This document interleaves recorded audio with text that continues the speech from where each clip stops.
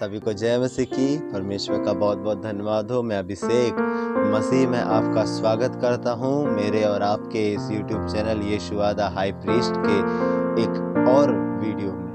प्रियो, परमेश्वर का बहुत बहुत धन्यवाद हो और आप सारे लोगों का भी बहुत बहुत धन्यवाद हो जिन्होंने बढ़ चढ़ कर वीडियो को शेयर किया, बढ़ चढ़ कर वीडियो को देखा। मेरा विश्वास है आपने बहुत सारे लोगों तक इस वीडियो को पहुंचाया भी होगा। बहुत सारे लोग बीते 3 वीडियो से आशीषित भी हुए होंगे और परमेश्वर की महिमा उन वीडियो के माध्यम से हुई होगी। मैं विश्वास करता हूं प्रियो कि कहीं ना कहीं परमेश्वर ने उन तीनों गवाहियों के माध्यम से आपके जीवन में बहुत बड़ा एक काम किया होगा। कहीं ना कहीं जितने भी लोग विश्वास में कमजोर थे उनके विश्वास को उन गवाहियों के माध्यम से एक सहारा मिला होगा और उन्होंने ग्रोथ को पाई होगी। प्रियो, फिर से एक बार मैं परमेश्वर का धन्यवाद देता हूं कि प्रभु ने अनुग्रह दिया कि हम एक और वीडियो में आपसे मिल सकें, परमेश्वर के बातों को और परमेश्वर के वचनों का वर्णन कर सकें। जी हाँ, आज हम प्रियो परमेश्वर के कुछ वचनों को सुनने जा रहे हैं। मैं आपके सामने कुछ वचनों को रखूंगा और होने दीजिए कि आपका मन पूरी रीति से इन वचनों पर लगा रहे, क्योंकि हम जिन वचनों को भी मनन करने जा रहे हैं वो हर एक वचन प्रभु की आत्मा की सहायता से मैंने लिए और परमेश्वर की आत्मा ने इन सारे वचनों के माध्यम से बहुत सारे लोगों को बीते दिनों आशीष भी दी। जब प्रभु ने मुझे अवसर दिया कि इस वचन को मैं प्रचार करूं और जब मैंने लोगों के बीच में प्रचार किया, लोगों ने आशीष को पाया है और मेरा विश्वास है आप भी इन्हीं वचनों के माध्यम से आशीष को पाएंगे। और प्रियो, मैं ये नहीं कहता कि ये वचन अच्छा है, लेकिन मैं ये कहता हूँ परमेश्वर का हर एक वचन अपने आप में ही एक अद्भुत सामर्थ्य और शक्ति को रखता है। हालेलुया। और उन्हीं शक्तिशाली और अद्भुत वचनों को आज हम सुनने और सीखने जा रहे हैं। प्रियो, कई बार बहुत सारे लोगों के जीवन में विपरीत परिस्थितियां होती हैं। कई बार बहुत सारे लोग नाना प्रकार की विपरीत परिस्थितियों से होकर चलते हैं, लेकिन वहीं मैं आपको एक बात कहना चाहता हूँ प्रियो, हमारा परमेश्वर असंभव को संभव करने वाला परमेश्वर है। हालेलुया। जहां हमें मार्ग नहीं दिखता, जहां हमें कोई उपाय नहीं दिखता, जहां हमें कोई रास्ता नहीं दिखता, वहां हमारा परमेश्वर हमारे लिए मार्ग को निकाल देता है। वहीं हमारा परमेश्वर हमारे लिए रास्तों को खोल देता है। वहीं हमारा परमेश्वर हमारी विपरीत परिस्थितियों को, हमारे जीवन की सब प्रकार की अनुकूल बातों को और सब प्रकार की गलत बातों को जो कहीं ना कहीं हमारे जीवन में है वो दूर करता है। मुझे सुनने वाले हर एक भाई और बहनों से आज परमेश्वर का आत्मा बात करना चाहता है और परमेश्वर का आत्मा बोल रहा है, यदि आप भाई और बहनों में से यदि आप अपनी समस्याओं को देख रहे हैं, यदि आप अपने जीवन में परिस्थितियों को लेकर जूझ रहे हैं, यदि आपके जीवन में समस्याएं हैं और आप ये सोच रहे हैं कि इसका निवारण कहां से आएगा, मैं आपसे कहना चाहता हूं यीशु है जहां से निवारण आएगा। यीशु है जहां से परमेश्वर अपने रास्तों को खोलेगा, क्योंकि मार्ग, सत्य और जीवन केवल यीशु मसीह ही है। और विशेषकर ये वचन विश्वासियों के लिए है। मैं चाहता हूं आप इन वचनों को ध्यान से सुने। मैं आपके सामने लूका रचित सुसमाचार उसके 8वें अध्याय की 22वीं आयत से लेकर 25वीं आयत तक ये वचन को मैं आपके सामने रखना चाहता हूं। मैं फिर से इस आयत को बोलना चाहता हूं। लूका रचित सुसमाचार 8वां अध्याय 22वीं आयत से लेकर 25वीं आयत तक ये वचन मैं आपके सामने रखता हूं। फिर एक दिन वह और उसके चेले नाव पर चढ़े और उसने उनसे कहा, आओ झील के पार चले। अतः उन्होंने नाव खोल दी, पर जब नाव चल रही थी तो वह सो गया और झील पर। हालेलुया। आपने सुना, बाइबल कहती है जब यीशु मसीह एक दिन कहीं पे जा रहा था, हालेलुया, और जब वो वहां पे जा रहा था तब बाइबल कहती है यीशु मसीह ने अपने चेलों से बोला, आओ हम नाव पर चढ़ें। Praise the Lord. और जब यीशु मसीह ने अपने चेलों से बोला आओ हम नाव पर चढ़ें, आगे आपको वर्णन मिलेगा किस प्रकार से अचानक से प्रभु यीशु मसीह नाव में लेटा हुआ था और लेटे लेटे अचानक से प्रभु यीशु मसीह को नींद आ गई। और जब प्रभु यीशु मसीह सो गए उसके बाद देखिए क्या है, हाँ उसके बाद क्या हुआ, आप इसका वर्णन अपने बाइबल में पाएंगे। आंधी आई और नाव पानी से भरने लगी और वह जोखिम में थे। हालेलुया। बाइबल कहती है आंधी आई और नाव जो है वो पानी से भरने लगी और वो जोखिम में चले गए। प्रियो, कई बार हमारे जीवन में ऐसा होता है, कई बार हमारे जीवन रूपी नाव में पानी भरने लगता है। कई बार हम अपने जीवन को जब देखते हैं तो हम इस प्रकार से देखते हैं कि हमारे आजू बाजू इर्द गिर्द हम आंधी से घेरे हुए हैं, हमें कोई रास्ता नहीं दिखता, हमें कोई उपाय नहीं दिखता।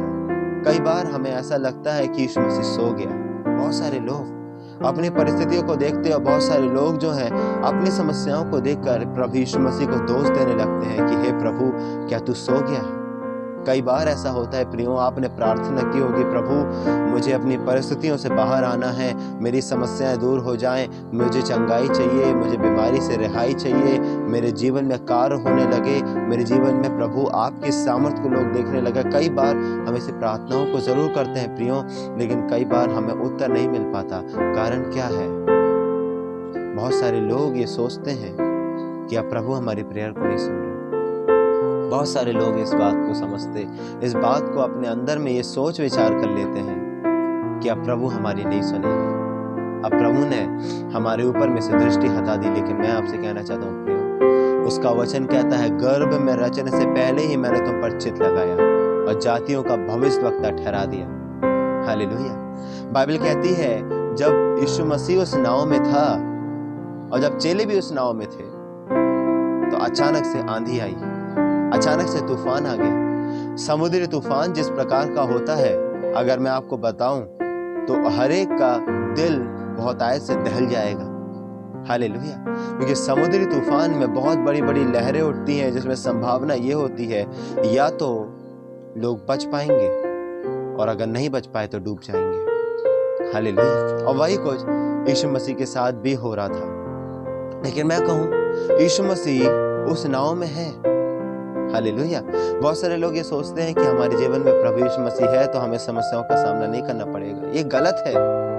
हालेलुया। आप इस बात को समझिए, यीशु मसीह के होते हुए भी एक व्यक्ति को समस्याओं का सामना करना पड़ सकता है, क्योंकि समस्याएं जीवन का एक भाग है।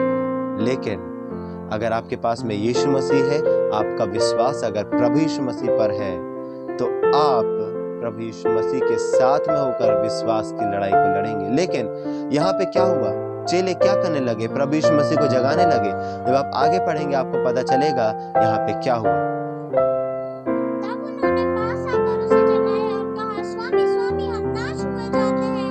तब उसने उठकर आंधी और पानी की लहरों को डांटा और वे थम गए और चैन हो गया। हालेलुया। बाइबल कहती है तब उस चेले ने यीशु मसीह को उठाया। हालेलुया।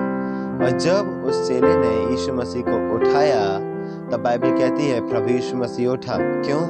क्योंकि प्रभु यीशु मसीह ने उस व्यक्ति की, उस चेले की प्रार्थनाओं को इस प्रकार से सुना कि प्रभु हम नाश हुए जाते हैं। हालेलुया। उसके बाद यीशु मसीह उठा और जैसे ही उठा तो उसने आंधी और तूफान को डांटा। बाइबल कहती है पूरा चैन हो गया। हालेलुया। शांत हो गया। Praise the Lord. मैं आपसे कहना चाहता हूँ, हो सकता है आप अभी समस्याओं से घिरे हुए हैं, हो सकता है आप अभी विपरीत परिस्थितियों से घिरे हुए हैं, लेकिन विश्वास मानिए यीशु मसीह है जो आपके नाव में है, आपके साथ में है। केवल एक काम करिए, प्रार्थना करना बंद मत करिए। प्रभु उठेगा, आपकी समस्याओं को डांटेगा और अगर उसने डांट दिया वो समस्याएं भी दूर हो जाएंगी। हालेलुया। बस केवल आपको एक काम करना है, विश्वास करना बंद मत करिए, प्रार्थनाओं को करना बंद मत करिए। मैं आपसे कहता हूँ प्रार्थनाओं को बढ़ा दीजिए, क्योंकि यीशु मसीह अभी भी आपके साथ आपके जीवन रूपी नाव में उपस्थित है। हालेलुया। और वो आपकी सुनेगा और सुनकर वो आपके जीवन में बहुत आयत का कार्य करेगा। Praise the Lord. हालेलुया। बहुत सारे लोग जो मुझे सुन रहे हैं प्रियो, बहुत सारे लोग इस समय टूटे हुए होंगे, बहुत सारे लोग अपने हृदय में दुखी होंगे, लेकिन आज मैं परमेश्वर के वचन से उन्हें ये साहस देना चाहता हूँ। आज मैं परमेश्वर के वचन से उन्हें दृढ़ता से ये बोलना चाहता हूँ, अपनी प्रार्थनाओं को कम ना करें। लेकिन अपनी प्रार्थनाओं को करते रहिए, क्योंकि यही प्रार्थनाएं आपके लिए उन हर एक बंधनों को तोड़ने का और एक बहुत बड़े ब्रेक थ्रू का कारण बनेंगी। आप अपनी आंखों से देखोगे, यस ब्रदर, हमने अपनी आंखों से देखा अपनी परिस्थिति को जाते हुए। यस ब्रदर, मैंने अपने जीवन में पाई जाने वाली बीमारियों को जो शारीरिक रूप में थी जाते हुए देखा है, केवल इस कारण से क्योंकि यीशु मसीह मेरे नाव में था, मैंने विश्वास किया, प्रार्थना करना बंद नहीं किया। लेकिन प्रियो, जिस चेले ने यीशु मसीह को उठाया उसमें एक प्रॉब्लम थी, उसका विश्वास कम था। आपका विश्वास कम ना होने पाए, आपका विश्वास हमेशा मजबूत रहने पाए। कई बार कभी कभी हम आंधी और तूफान रूपी परेशानी में विश्वास नहीं रखते हैं, लेकिन वही आत्मा हमें कहता है विश्वास रखो, असंभव को संभव यीशु मसीह कर सकता है। हालेलुया। प्रियो, मैं आपके सामने एक और वचन को रखना चाहता हूं जो इसी लूका के 7वें अध्याय में आपको मिलता है। एक और वचन जो मैं आपको इसी लूका की पुस्तक के 7वें अध्याय की 11वीं आयत से लेकर 15वीं आयत तक मैं आपको बताना चाहता हूं। इस आयत के बारे में भी, यहाँ पे भी परमेश्वर का आत्मा हमसे जबरदस्त बातों को करता है कि वो क्या है। थोड़े दिन बाद वह नाइन नाम के एक नगर को गया। उसके चेले और बड़ी भीड़ उसके साथ जा रही थी। जब वह नगर के फाटक के पास पहुंचा तो देखो, लोग एक मुर्दे को बाहर लिए जा रहे थे जो अपनी माँ का इकलौता पुत्र था। हालेलुया। वो अपनी माँ का इकलौता पुत्र था। इस चीज पर आप नोटिस करिएगा, एक मुर्दे को लेकर जा रहे थे और वो अपनी माँ का इकलौता पुत्र था। जी हाँ, आगे पढ़ें। और वह विधवा थी और नगर के बहुत से लोग उसके साथ थे। उसे देखकर प्रभु को तरस आया। हालेलुया। आप देखिए, यहाँ पे एक स्त्री है जो कि विधवा है और उसका एक बेटा है और इकलौता बेटा है। हालेलुया। प्रियो, आप इस दर्द को समझिए कि एक स्त्री जो विधवा है और उसका बेटा जो कि इकलौता है, वो भी अब नहीं रहा, वो भी मर गया। हालेलुया। आप इस दर्द को समझिए प्रियो। उस माँ पर जो विधवा माँ है, उस स्त्री पर जो विधवा है, क्या बीत रही होगी। उसका पति भी इस दुनिया को छोड़कर जा चुका है और अब उसका बेटा भी इस दुनिया को छोड़कर जा चुका है। अब वो पूरी तरीके से अकेली हो गई है। हालेलुया। प्रियो, कई बार बहुत सारे लोग अपने आप को अकेला देखते हैं। वो देखते हैं कि मैं अकेला हूँ, मेरा कोई नहीं है, मुझे समझने वाला कोई नहीं है, मुझे जानने वाला कोई नहीं है, मुझे पहचानने वाला कोई नहीं है। आखिर मैं अपनी हृदय की बात किससे खोलकर बोलूं? मैं पूरी तरीके से अकेला हो गया हूँ। वो डिप्रेस हो जाते हैं, वो स्ट्रेस लेने लगते हैं। साथ ही साथ वो ये भी बोलते हैं कि मेरे अच्छे दिन जो हैं वो इस जवान के समान मर गए हैं। जैसे ये जवान जो कि अपने माँ का इकलौता बेटा था, उसी के समान मेरे अच्छे दिन भी मर चुके हैं। लेकिन मैं आज आपको आत्मा में कहना चाहता हूँ, यीशु मसीह ने जब उस बेटे को देखा, जब उस लोथ को देखा जो कि अपनी माँ का इकलौता बेटा जो मर गया था, जब उसको देखा, बाइबल कहती है उसे तरस आया। और हम जानते हैं यीशु मसीह मुर्दों को जिंदा कर सकता है। हालेलुया। जो काम असंभव है वो यीशु मसीह के नजरों में संभव है। हालेलुया। और बाइबल कहती है क्या हुआ? इस प्रकार से हुआ कि जब प्रभु ने उस विधवा को देखा और ये देखा कि उसका इकलौता बेटा मर गया, तब प्रभु को तरस आया और प्रभु उसके पास में गया और केवल एक ही बात बोली, हे जवान, मैं तुझसे कहता हूं उठ। और मैं आपसे कहना चाहता हूं, वो मुर्दा जिंदा हो गया। हालेलुया। हर एक व्यक्ति जो अपने जीवन में देख रहा है कि मेरे जो खुशी के दिन थे, मेरे जो आनंद करने वाले दिन थे, जिनमें मैं बहुत मगन रहता था, आनंदित रहता था, प्रभु की स्तुति करता था, प्रभु की महिमा करता था, वो दिन अब इस जवान के समान मर चुके हैं। अब मेरे जीवन में उस विधवा के समान अकेलापन आ चुका है। अब मैं पूरी तरीके से अकेला हूँ, क्योंकि परिस्थितियों ने मुझे घेर लिया, समस्याओं ने मुझे घेर लिया। अब मेरा सहारा कोई नहीं बचा है। उस विधवा का सहारा अब कोई नहीं है, उस विधवा का सपोर्ट करने वाला अब कोई भी नहीं है। लेकिन वहीं यीशु मसीह आता है और यीशु मसीह केवल एक ही बात आपसे कहना चाहता है प्रिय, जैसे प्रभु ने उस विधवा से इस प्रकार से बोला था, उस विधवा के बेटे से इस प्रकार से बोला था कि हे जवान, मैं तुझसे कहता हूं उठ। आज उसी प्रकार यीशु मसीह आपकी उन मरी हुई हालातों को भी यही बोलना चाहता है, यीशु के नाम से उठ। और जिस दिन, जिस बार या जिस समय प्रभु यीशु मसीह ने इस चीज को बोल दिया, यीशु के नाम से परिस्थितियां रिस्टोर हो जाएं, फिर से पुनर्स्थापित हो जाएं, और फिर से वो सारी खुशी की घड़ियां जो विपरीत परिस्थितियों में बदल गई हैं वो फिर से ठीक हो जाएं। जिस समय यीशु मसीह ने ये बोल दिया, मैं आपसे कहना चाहता हूँ प्रियो, उसी समय आप अपनी समस्याओं से छुटकारा पा जाएंगे। हालेलुया। लेकिन मैं आपसे कहना चाहता हूँ, प्रभु को अपने पास में बुलाएं, प्रभु को अपने पास में बुलाएं प्रियो। ये बहुत ज़रूरी है कि यीशु मसीह आपके पास में आ जाए। हालेलुया। ये बहुत ज़रूरी है कि यीशु मसीह आपके पास में आए। हालेलुया। क्योंकि प्रियो, प्रभु यीशु मसीह को आपके जीवन की समस्याओं को देखकर आपसे ज़्यादा उसे टेंशन होने लगती है, आपसे ज़्यादा वो डिप्रेस हो जाता है कि मेरा बेटा इस परिस्थिति में है, मेरा बेटा इस समस्या में है, मेरा बेटा इस कठिनाई से होकर जूझ रहा है। लेकिन मैं आपसे कहना चाहता हूँ, वो कठोर नहीं है। हालेलुया। वो इंतज़ार कर रहा है, वो वेट कर रहा है।